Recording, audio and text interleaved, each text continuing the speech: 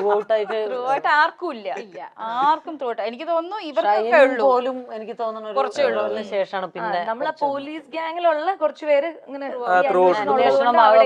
Through out ഉണ്ടാവും gang ഒക്കെ ഇവരൊക്കെ ഉണ്ട്. ഞങ്ങളൊക്കെ വളരെ കുറച്ച് ദിവസങ്ങൾ 6 or 5 ദിവസങ്ങളിൽ മാത്രം ഷൂട്ട് ചെയ്ത് പോയ ആൾക്കാരാണ്. പക്ഷേ വാണി പറഞ്ഞ പോലെ ഓരോ ക്യാരക്ടേഴ്സിനും അതിൻ്റെതായ സ്പേസും ഇമ്പോർട്ടൻസും ഉണ്ട്. സോ നമ്മളൊരു സിനിമ കണ്ടിറങ്ങുമ്പോൾ ഒരു സീനിൽ വന്നു പോയ ആൾക്കാരെ പോലും ആൾക്കാർ ഓർക്കും. അതാണ് ഇതിനകത്തുള്ള ക്യാരക്ടേഴ്സിന്റെ ഗുണം. ഓക്കെ. ദ കിങ് എന്ന് പറഞ്ഞ മൂവിയില് അന്ന് മമ്മൂക്കയുടെ കൂടെ ചേച്ചി ചെയ്ത ഒരു സീക്വൻസിനകത്ത് മമ്മൂക്കയ്ക്ക് എഗെയിൻസ്റ്റ് ചേച്ചി കൈ ലിഫ്റ്റ് ചെയ്യുന്നുണ്ട്, ഇങ്ങനെ അടിക്കാനായിട്ട് ഓങ്ങുന്നുണ്ട്. അന്ന് മമ്മൂക്ക തടഞ്ഞിട്ട് പറയുന്നുണ്ട്, ഇനി നിന്റെ കൈ ഒരാണിന്റെ മേളിലേക്ക് ഉയരില്ല, ഉയർത്തെ. ഉയർന്നത് അത് ചേച്ചി വേല ഇന്റർവ്യൂ ഇതുപോലെ ചിരിച്ചു തന്നെ ചേച്ചി പറഞ്ഞിട്ടുണ്ട്. അതിനുശേഷം അതെന്താ ചേച്ചി? അല്ല, എനിക്ക് തോന്നി പെട്ടെന്ന് ഇത് ഈ ഡയലോഗ് കേട്ട് കഴിഞ്ഞതിന് ശേഷമാണ് ഞാൻ ഫുൾ ആക്ഷൻ ഫിലിംസ് ചെയ്തത്. കിങ്ങിന് ശേഷം ഫസ്റ്റ് കോസ്റ്റ്യൂം പോലീസ് വേഷം ചെയ്യുന്ന പോലീസ് അല്ല, അത് കളക്ടറാണ്. അത് അതില് മമ്മൂക്കയെ എന്തോ അടിക്കാനായിട്ട് ഇങ്ങനെ കയ്യോ ഓങ്ങുന്നതുണ്ട്.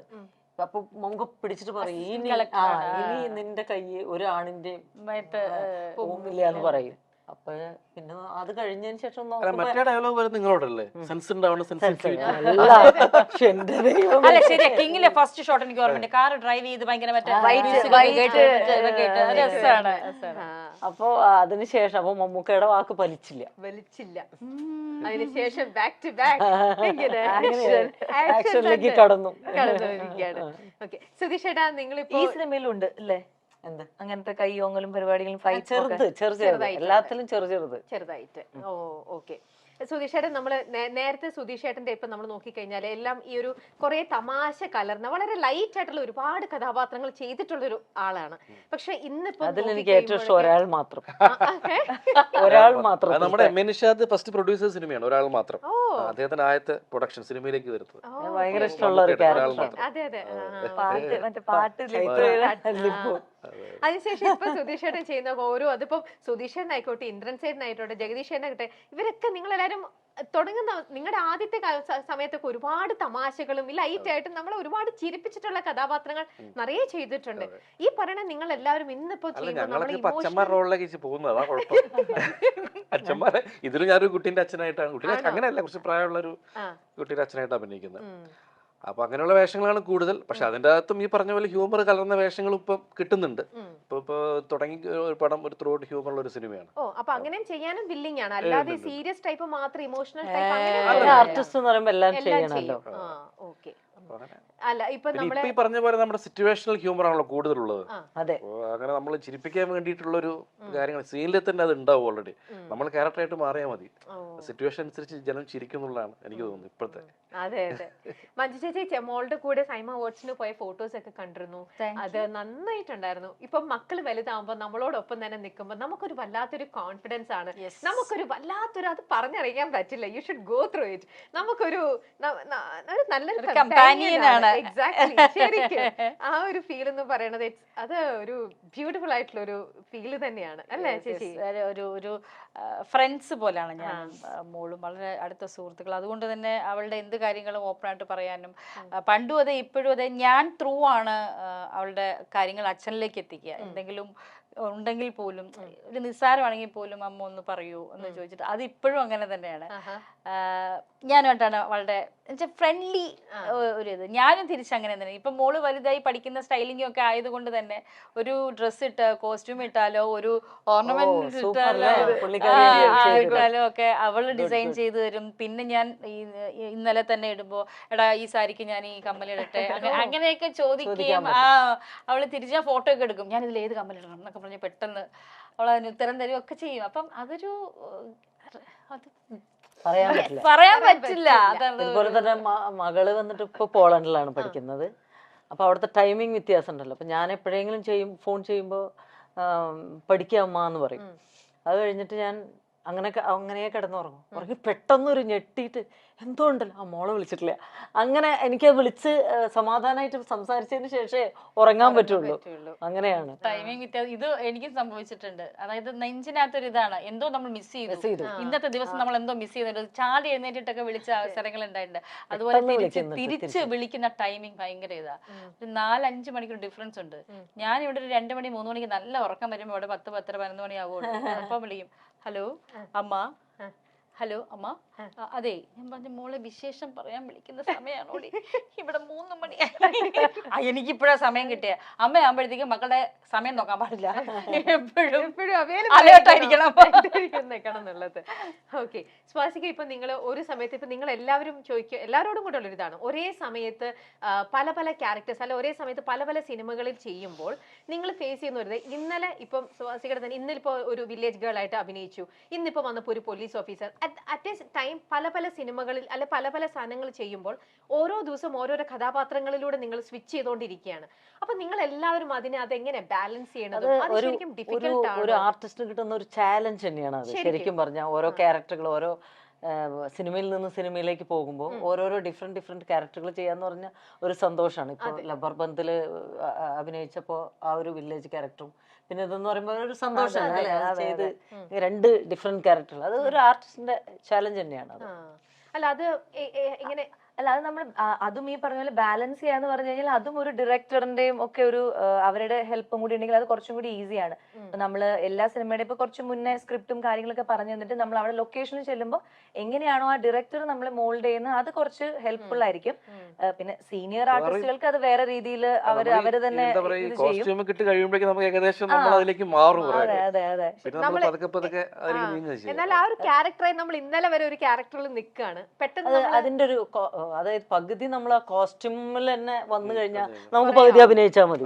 ഒരു കള്ളന്റെ ലുക്ക് നമ്മൾ കള്ളനായിട്ട് വന്നു കഴിഞ്ഞാൽ പിന്നെ അത് പകുതി അഭിനയിച്ചാൽ മതി. അതാണ് തമിഴിൽ പറയും ഒരു പ്രൊവേർബ് ഉണ്ട്, ഉടൈ നടയെ മാറ്റും. നമ്മൾ ഇടുന്ന ഒരു ഡ്രസ്സിലാണ് നമ്മുടെ നടത്തം സാരി ഉടുക്കുമ്പോൾ നമുക്ക് ജീൻസ് ഇട്ട് നടക്കുന്നോടെ നടക്കാൻ പറ്റില്ല. അപ്പൊ നമ്മുടേതായിട്ടുള്ള ആ ഒരു വേഷത്തിലേക്ക് നമ്മൾ കൊണ്ടുവരാൻ പറ്റിയാൽ നമുക്ക് പിന്നെ പകുതി മതി അഭിനയത്തിലേക്ക് പോകാം. വേഷമാണ് ഞാൻ വിചാരിക്കും എനിക്കറിയില്ലേ, എനിക്ക് അങ്ങനെ തോന്നുന്നു. ഇപ്പൊ നമ്മളൊരു പോലീസ് ഓഫീസർ ആയിരിക്കുമ്പോൾ നമ്മൾ തന്നെ തോന്നി നമ്മളൊരു പോലീസ് ഓഫീസർ ആണ് എന്ന്. അല്ലെ ഒരു കളക്ടർ ആവുമ്പോ അതിന്റേതായിട്ടുള്ള വിട്ടു പോകുന്ന സമയത്ത് ഇതേപോലെ ഡയറക്ടേഴ്സ് നമ്മൾ എപ്പോഴും ഇതായിട്ട് അവരിങ്ങനെ ഇൻസ്ട്രക്ഷൻസും കാര്യങ്ങളൊക്കെ പറയാനൊക്കെ ഉണ്ടാവുമ്പോൾ ഒരു വലിയൊരു മുഖ്യത്വം ഉണ്ട്. സാരി ഉടുത്തു കഴിഞ്ഞാൽ നമ്മളിങ്ങനെ ഒരു ഒതുങ്ങിയൊക്കെ ഇരിക്കുമല്ലോ. ഇപ്പൊ ഞാൻ ഇരിക്കുന്നതും മണി ഇരിക്കുന്നതും നമ്മൾ വ്യത്യാസം. അതെ, ഈ ജീൻസ് ഇട്ടാ ഞാനെന്താ ഇങ്ങനെയാവും. പക്ഷെ ഈ സാരി എടുക്കുമ്പോ ഒരു ഒതുക്കം അറിയാതെ പോകുന്നതാണ്.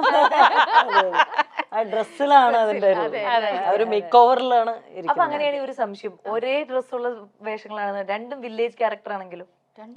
അതായത് നമ്മളിപ്പോ ചെയ്യുന്നത് രണ്ടും at A time 2 village characters. അല്ല ശ്വാസിക, അത് എന്ത് ക്യാരക്ടറാണ്?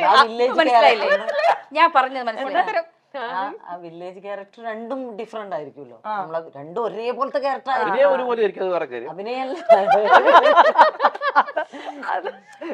പിന്നെ പറയും ആ ക്യാരക്ടറായിട്ട് ജീവിച്ചു, അതൊക്കെ തെറ്റാണ്. കാരണം ജീവിക്കാനൊന്നും പറ്റില്ല വെറുതെ. കാരണം സത്യം എനിക്ക് തോന്നുന്നില്ല. കാരണം നമ്മൾ അഭിനയിച്ചു വരുമ്പോ ക്യാമറമാൻ പറയും ആ ലൈറ്റ് വാങ്ങി, ഈ ലൈറ്റ് കവർ ചെയ്യരുത്, സുധീഷ് വന്നിട്ട് ഇവരെ ഓവർലാപ്പ് ചെയ്യരുത്, അതൊക്കെ പറഞ്ഞിട്ട് നമ്മൾ എങ്ങനെ ചെയ്യും?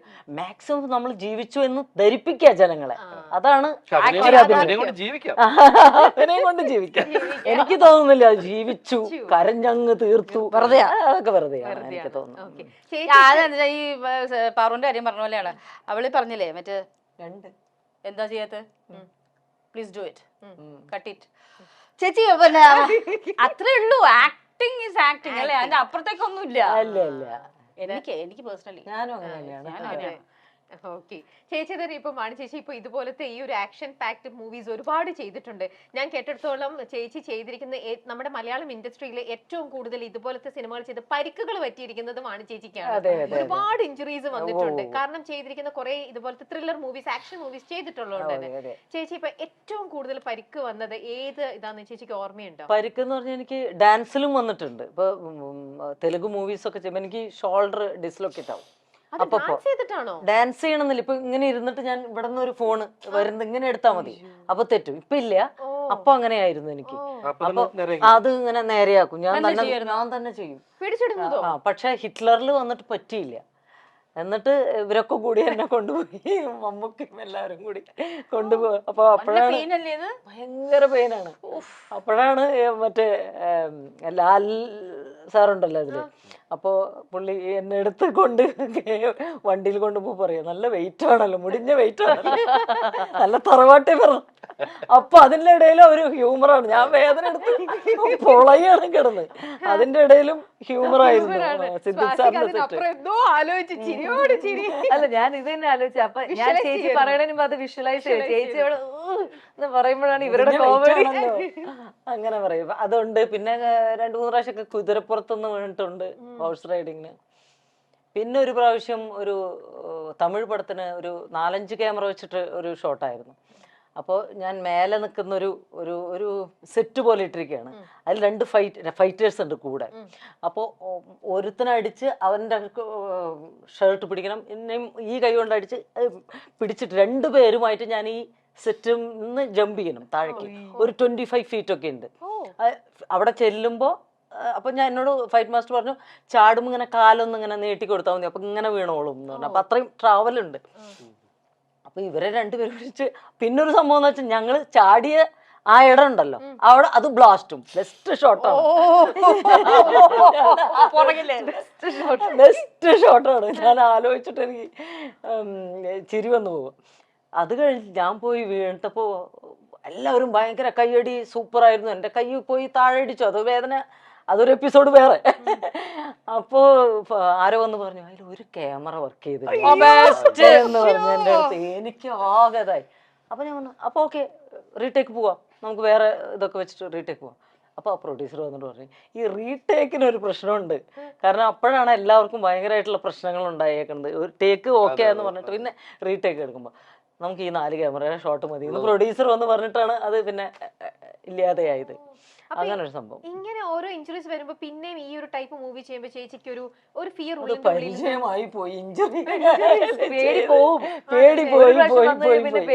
പിന്നെ അങ്ങ് പോയി. അപ്പൊ ഈ സിനിമയിലും ചേച്ചിക്ക് അങ്ങനെ എന്തെങ്കിലും ഇഞ്ചുറീസ് ഇല്ല. ഈ സിനിമയിൽ അങ്ങനെ അതൊക്കെ വളരെ നോക്കിയാ ചെയ്തത്. മലയാളത്തിന്റെ ആക്ഷൻ നായിക ആരാണെന്ന് ചോദിച്ചാൽ പ്രേക്ഷകർക്ക് ഒരു ഉത്തരമേ അന്നും ഇന്നുമുള്ളൂ, അത് വാണി വിശ്വനാഥാണ്. 5 ഡയലോഗുകളും ആക്ഷൻ രംഗങ്ങളും കൊണ്ട് മലയാളികളെ ത്രസിപ്പിച്ച നടി. ഒരു നീണ്ട ഇടവേളയ്ക്ക് ശേഷം വീണ്ടും സിനിമയിലേക്ക് വാണി വിശ്വനാഥ് എത്തുമ്പോൾ പ്രേക്ഷകർക്ക് ആകാംക്ഷയും ആവേശവും വർദ്ധിക്കുകയാണ്. അതിനുള്ള കാരണം വാണി ചെയ്ത കഥാപാത്രങ്ങൾ അത്രയ്ക്ക് മികച്ചതായിരുന്നു എന്ന് തന്നെയാണ്. ഒട്ടുമിക്ക സിനിമകളിലും നായകനൊപ്പത്തിനൊപ്പം നിൽക്കുന്ന കഥാപാത്രങ്ങളാണ് വാണിക്ക് ലഭിച്ചത്. മന്നാർ മത്തായി സ്പീക്കിംഗ് എന്ന സിനിമ മലയാളികൾക്ക് മറക്കാനേ കഴിയില്ല. കാരണം തുടക്കം മുതൽ അവസാനം വരെ മലയാളി പ്രേക്ഷകരെ ഏറെ ചിരിപ്പിച്ച സിനിമയാണിത്. മാത്രമല്ല, വാണി വിശ്വനാഥ് മലയാളത്തിലേക്ക് അരങ്ങേറ്റം കുറിച്ച ചിത്രം കൂടിയാണ് ഇത്. പിന്നീട് അങ്ങോട്ട് മലയാള നടിമാർക്കിടയിൽ എന്നും വലിയ സ്ഥാനം വാണി വിശ്വനാഥിന് ലഭിച്ചിട്ടുണ്ട്. രഞ്ജി പണിക്കർ എഴുതി ഷാജി കൈലാസ് സംവിധാനം ചെയ്ത മമ്മൂട്ടി നായകനായ പൊളിറ്റിക്കൽ ത്രില്ലർ ചിത്രമായിരുന്നു ദി കിങ്. 1995 പുറത്തിറങ്ങിയ ചിത്രത്തിൽ ജില്ലാ കളക്ടർ ജോസഫ് അലക്സ് IAS ആയാണ് മമ്മൂട്ടി എത്തിയത്. അസിസ്റ്റന്റ് കളക്ടർ അനുര മുഖർജിയായിട്ടായിരുന്നു വാണി വിശ്വനാഥിന്റെ വേഷം. ഈ ചിത്രത്തിൽ മമ്മൂട്ടി അടിക്കാനോങ്ങുന്ന ഒരു രംഗമുണ്ട്. ആ രംഗത്തിൽ ഇനി നിന്റെ കൈ ഒരാണിന്റെ നേരെ ഉയരരുത് എന്ന ഡയലോഗുണ്ട്.